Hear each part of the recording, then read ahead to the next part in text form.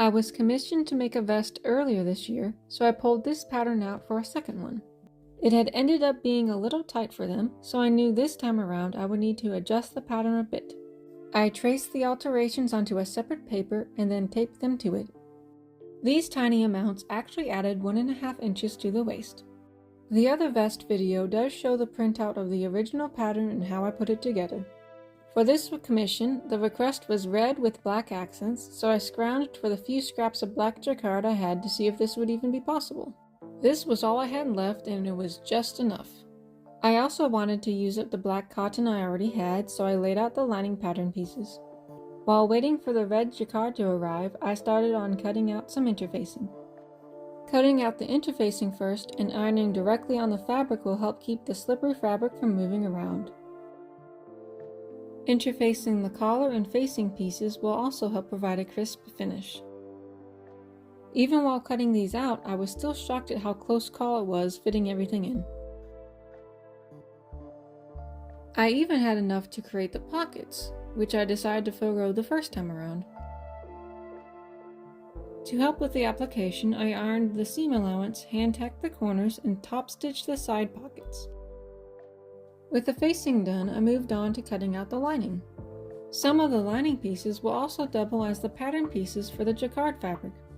The paper pattern is so stiff that I felt it would give an inaccurate cut if I used it. For the back piece, I realized I had widened the outside piece, so I just traced it directly on the fabric and adjusted it from there. By the time I finished all this, the red fancy fabric and buttons from AliExpress arrived. However, my 1 meter fabric arrived in 2 half meters. I had to pivot quickly and all the pieces would need to be cut on the side. This directional pattern fabric was subtle enough so it wouldn't be an issue to be sideways.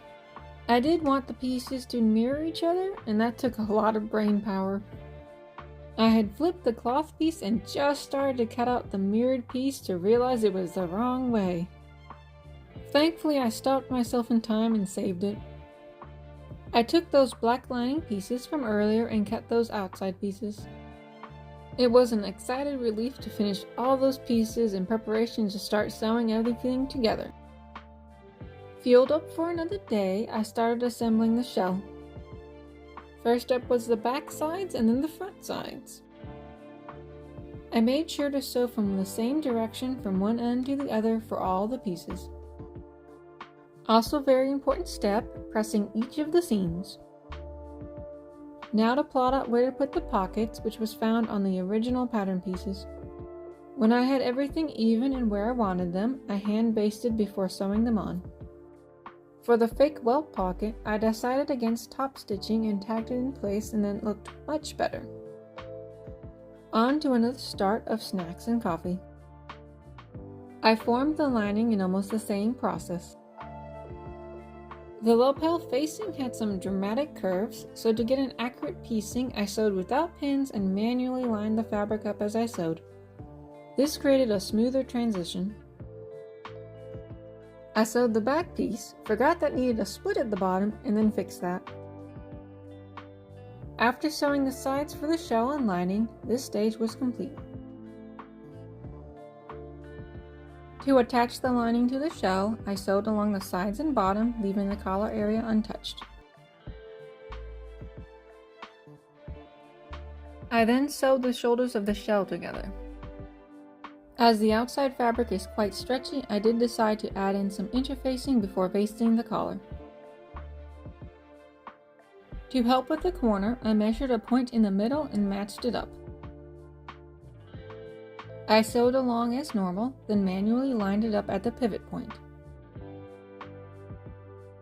There is a neck facing insert that I need to leave mostly open.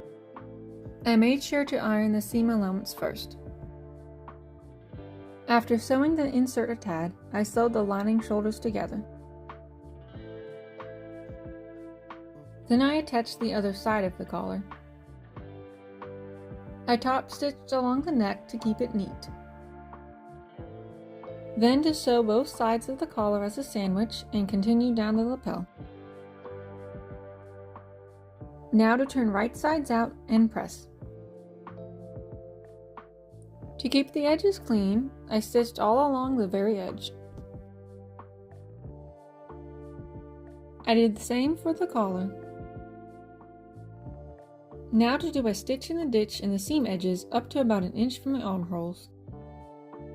Somehow the lining ended up being smaller, but that was probably because the jacquard was too stretchy. This made finishing the neck insert more difficult, which I hand sewed. The armholes were also tricky, but after hand basting the ends in, it sewed up quickly.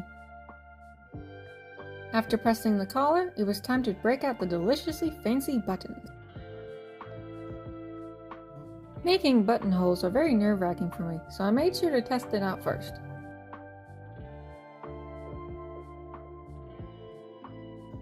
I measured out the spacing and proceeded to make the 4 buttonholes.